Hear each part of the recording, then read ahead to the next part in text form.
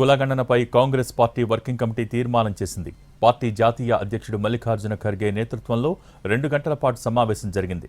సోనియా, రాహుల్ గాంధీ, కాంగ్రెస్ ముఖ్యమంత్రులు పాల్గొన్న ఈ సమావేశంలో కులగణనపై ప్రధాన ప్రతిపక్షంగా తమ అభిప్రాయాలను ప్రజల ముందు ఉంచాలని నిర్ణయం తీసుకుంది.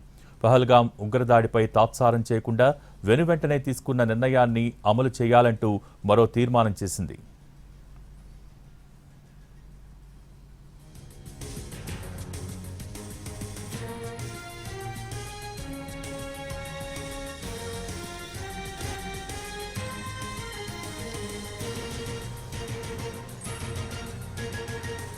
కులగణనపై కాంగ్రెస్ పార్టీ వర్కింగ్ కమిటీ తీర్మానం చేసింది. పార్టీ జాతీయ అధ్యక్షుడు మల్లికార్జున ఖర్గే నేతృత్వంలో 2 గంటల పాటు ఈ సమావేశం జరిగింది. దీనికి సంబంధించి మోర్ అప్డేట్స్ మా ప్రతినిధి ప్రసాద్ ఢిల్లీ నుంచి లైవ్ ద్వారా అందించేందుకు సిద్ధంగా ఉన్నారు.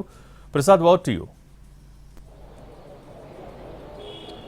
ప్రధానంగా ఈరోజు కాంగ్రెస్ పార్టీలో అత్యంత ఉన్నత స్థాయి నిర్ణాయక సంఘం సమావేశమైంది. ఈ సమావేశం Congress working committee Congress party ప్రధాన పూర్వ కార్యాలయంలో ఈ సమావేశం జరిగింది. ఈ సమావేశం దాదాపు 2 గంటల పాటు సాగింది. కాంగ్రెస్ పార్టీ అధ్యక్షుడు మల్లికార్జున ఖర్గే నేతృత్వంలో దాదాపు అగ్రనేతలంతా కూడా పాల్గొన్నారు. సోనియా గాంధీ, రాహుల్ గాంధీ, ప్రియాంక గాంధీ, అదేవిధంగా తెలుగు రాష్ట్రాల నుంచి గిడుగు రుద్రరాజు, రఘువీరారెడ్డి, అదేవిధంగా తెలంగాణ ప్రాంతం నుంచి దామోదర్ రాజనరసింహ, తెలంగాణ ముఖ్యమంత్రి రేవంత్ రెడ్డి, అదేవిధంగా హిమాచల్ ప్రదేశ్ ముఖ్యమంత్రి సుఖవీందర్ సింగ్ సుక్కు, వీరంతా కూడా పాల్గొన్నారు. ప్రధానంగా 2 అంశాలను చర్చించడం జరిగింది. ప్రధానంగా ఒకటి, పెహల్గాం ఉగ్రదాడికి సంబంధించి ప్రభుత్వ పరంగా ఏ నిర్ణయం తీసుకున్నా కానీ కాంగ్రెస్ పార్టీ పూర్తి స్థాయిలో మద్దతు ఇస్తుంది. ఆ మేరకు ఏ నిర్ణయానికైనా తాము కట్టుబడి ఉంటామన్న అంశాన్ని కూడా తీర్మానం చేస్తూ ప్రభుత్వానికి తెలియజేయడం జరిగింది.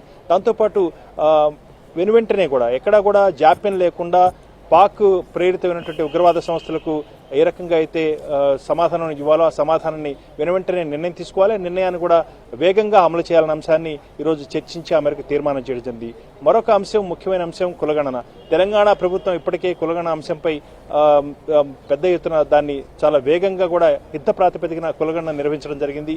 అదే తరహాలో దేశవ్యాప్తంగా కూడా కులగణన జరగాలి. ఇదంతా కూడా ఏ కులాలు ఎంత పెద్ద సంఖ్యలో ఉన్నారన్నది కాదు, ఏ కులాలకు ఏ రకంగా ఎలాంటి ప్రాతినిధ్యం, విద్య, అదేవిధంగా అనేకటువంటి ఉద్యోగ సంస్థల్లో ఉద్యోగాలు, దాంతోపాటు సామాజిక ఆర్థికమైనటువంటి రాజకీయ కోణాల్లో వారందరికీ కూడా తగిన ప్రాధాన్యత కల్పించాలన్న ఉద్దేశంతోనే ఈ కులగణన జరగాలి. అదేవిధంగా కులగణన జరిగినట్లయితే మిగిలిన 10% ఆర్థికంగా వెనుకబడినటువంటి వర్గాలు ఎవరున్నారన్న అంశంపై ఒక స్పష్టత వస్తుంది. ఆ ప్రకారం మిగిలిన 10% కూడా ఆర్థికంగా వెనుకబడిన వర్గాలు కూడా తగిన న్యాయం చేకూరేందుకు అవకాశం ఉంటుంది. కాబట్టి దీన్ని వెనువెంటనే చేయాలన్న అంశాన్ని కూడా స్పష్టం చేయడం. మరొక ముఖ్యమైన అంశం, కాంగ్రెస్ పార్టీ నేతృత్వంలో గతంలోనే యూపీఏ ప్రభుత్వం రాజ్యాంగంలో ఉన్నటువంటి ఆర్టికల్ 15(5)ను అమెండ్మెంట్ సవరణ చేయడం జరిగింది. ఆ సవరణ చేయడం ప్రకారం విద్యా సంస్థల్లో, అంటే ప్రైవేటు విద్యా సంస్థల్లో కూడా ఈ రిజర్వేషన్లు అమలు కావాలి అన్నది అక్కడ ఆ సవరణ ప్రకారం ఉంది. కాబట్టి దాని వెనువెంటనే గతంలో యూపీఏ ప్రభుత్వం, కాంగ్రెస్ నేతృత్వంలో ఉన్నటువంటి యూపీఏ ప్రభుత్వం తీసుకున్న నిర్ణయాన్ని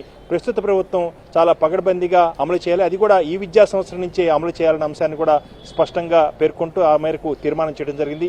ఈ 2 అంశాలపైనే చాలా సుదీర్ఘంగా చర్చించి దాదాపు 2 గంటల పాటు ఈ సమావేశం జరిగింది. ఈ సమావేశంలో అన్ని అంశాలను చర్చించి ప్రభుత్వం కూడా అవసరమైతే తెలంగాణలో నిర్వహించిన కులగణన కంటే కూడా మరింత సమర్థవంతమైన రీతిలో, మరింత పారదర్శకంగా దీన్ని నిర్వహించడం ఎందుకు అనేకమైనటువంటి వనరులు కూడా సమకూర్చుకోవాలి. దీనికి ఒక స్పష్టత ఉండాలనే అంశాన్ని, అదేవిధంగా నిపుణులైనటువంటి అనేక రంగాలు నిపుణులైన వారిని కూడా ఒక కమిటీగా ఏర్పాటు చేసి వారి సలహాలు, సంప్రదింపులు కూడా తీసుకున్న తర్వాతనే ఈ కులగణన మరింత చాలా పగడ్బందీగా చేయాలన్న అంశాన్ని ఈరోజు కాంగ్రెస్ పార్టీ వర్కింగ్ కమిటీ సమావేశంలో నిర్ణయం తీసుకోవడం జరిగింది. ఆ మేరకు తీర్మానాలు కూడా చేశారు. ఈ తీర్మానాలు ప్రజల ముందు ఉంచడం, దాంతోపాటు ప్రభుత్వానికి కూడా ఈ విషయాలను తెలియజేయాలనే ఉద్దేశంతోనే ఈరోజు కాంగ్రెస్ వర్కింగ్ కమిటీ సమావేశమై ఈ 2 అంశాలపై సుదీర్ఘంగా చర్చించి ఆ మేరకు తీర్మానాలు చేయడం